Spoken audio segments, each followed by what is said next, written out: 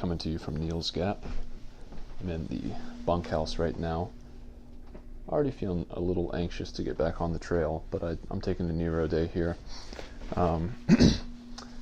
And not sure how this is going to actually shake out, because apparently the water here is off. And so I paid $20 to stay, but they might refund me that money. And then I'll just camp in the back for free, which would be sweet. Save myself $20. I didn't even anticipate saving. So we'll see how all that shakes out. I'm already breaking my own rule about not recording until the end of the night, but it seems like a good time to do it since I'm just kind of meandering right now. In fact, let's just do a little walk around Mountain Crossings. Had a pizza, which was delicious, and I was looking forward to that. Benji and I did that the last time we were out here. They just cook up a Red Baron pizza and then serve it to you. There's a nice little path back here.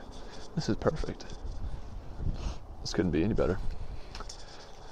And, man, last night, the wind was terrifying.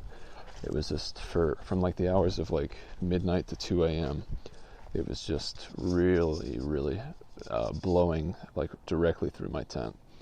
Woke up a few times. Had to utilize this thing that I'd heard about from Backpacker Radio, actually, where you actually put your feet inside of your bag, which I did, and was very useful. And I had every article of clothing I owned and am carrying with me, had all that with me as well. It smells like sewage out here. I guess I gotta be careful where I step. So that was interesting. I woke up and I was just in this adrenaline rush of like fear, I guess just because of the wind. And so I just had to like tell myself, I was like, all right, that's fine. I put myself underneath trees that don't have big branches, so that's no big deal with that. This is the best place for me to be. It was funny because I basically just had to rationalize to my nervous system that it was okay to calm down, because I woke up because of the howling winds in my body. I guess was just it turned on all the alarm systems. Man, it feels good out here now. And I was like, all right, this is fine. I'll put on another podcast, and I'm going into Neil's Gap tomorrow, so it's really not a big deal. I went back to sleep eventually and slept till, I don't know, 7:10. I started hearing the voices of the people who were staying in the shelter, and it was as good a time as any to wake up and head out, talk to the ridge runner who was staying there, unbeknownst to me. And he damned with faint praise. That's definitely not the right phrase to use, but basically I was supposed to have a bear canister to stay there, and I didn't have one. Plus I camped in a place that wasn't really a campsite. So he informed me of that and told me I probably wouldn't have any problem with the rangers coming through today, so take that for what it's worth, I suppose. And talked to him for a bit. His name was Bill. Cool guy. Saw him again at the top of Blood Mountain, and there was some sort of a squatter dude in there at Blood Mountain. And yeah, I had my first poop actually this morning at Woods Hole. It was time. It was like, I was kind of surprised because I was like kind of forgetting what it felt like when you have to go to the bathroom. But when I felt that urge, I was like, well, this is it. It's come. And so I went and did that. That was all good. And now, I don't remember what time I got into Neil's Gap, but I think it was about 10:30. And now it's 1 p.m. on April 1st. So, happy April Fool's Day. I'll just keep walking around. It's fun watching people do shakedowns here. I'll try to, my mic, hold on a sec. This is going to sound like shit for a second.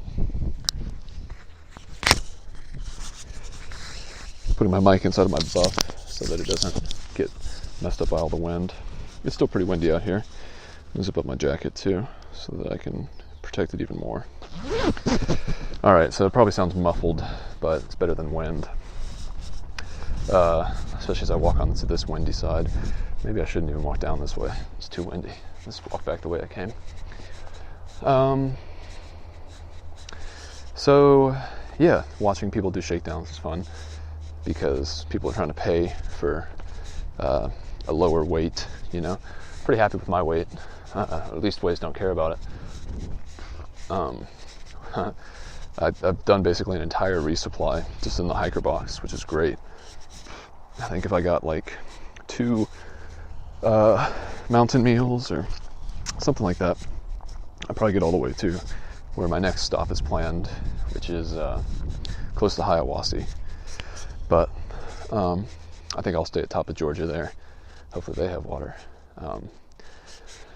But yeah, things are going really well. I've already really fallen into a rhythm being here, out by myself on my own. I'm glad I came out here by myself too, because I can just come and go as I please. Man, I haven't regretted that yet, and it's only the 3rd day, so perhaps that's only natural that there's no regret quite yet. But tomorrow, I'm sure I will reemerge onto the trail with renewed vigor and excitement to march onward. I think it's probably good, especially after the Blood Mountain descent, which is just bullshit on your knees. It's terrible. It's really, really hard. And I'm fine. I'm more than okay to give myself a break today, or at least a little bit of a break, so that my body can sort of reacclimate to all the stuff I'm putting it through. I've had 2 big days, and even today being a Nero, which I'm not really sure about the mileage.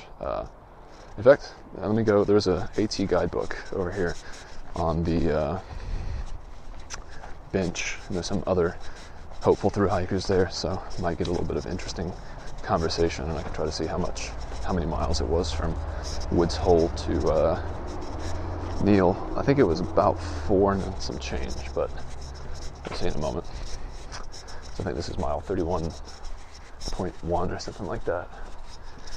Go back and check. The book was missing some pages.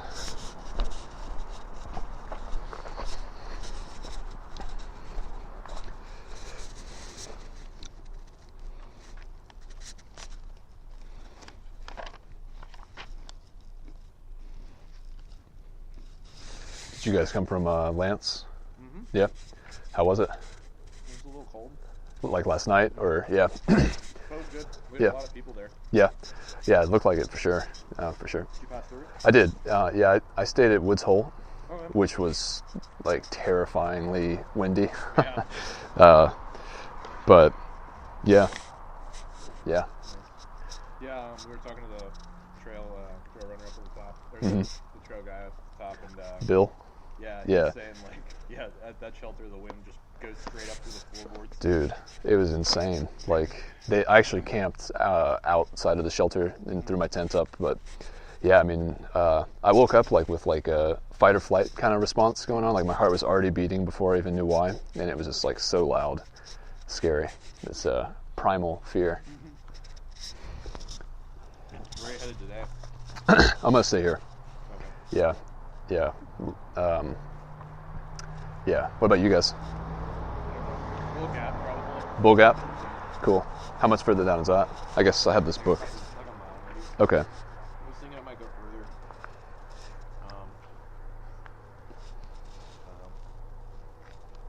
further. Yeah. That's an interesting thought for sure. Because now that you say that, I just remembered the water's not working here at the bunks. Oh, yeah? Yeah, so they told me I might not be able to stay. Oh, really? Yeah, so if that is the case, and there's another spot down the way, that's just as well, it seems like. I've hiked this section before, and I hiked, actually I think I stayed at Woods Hole. But maybe not. I think I camped like that for deviation before they have the. Okay. But the section through here is pretty nice. There's like 1 or 2 up and downs. Yeah. Kind of painful, but I did that to Whitley, and it wasn't really that bad. The only problem is Whitley's like way off the trail. Really? That's the shelter? It's way off the trail and way downhill. Oh, damn. You gotta wake up and hike out. Yeah. It looks like someone left this book here too. I don't know, we'll see. Yeah. Go pick up my mail. Standing Indian.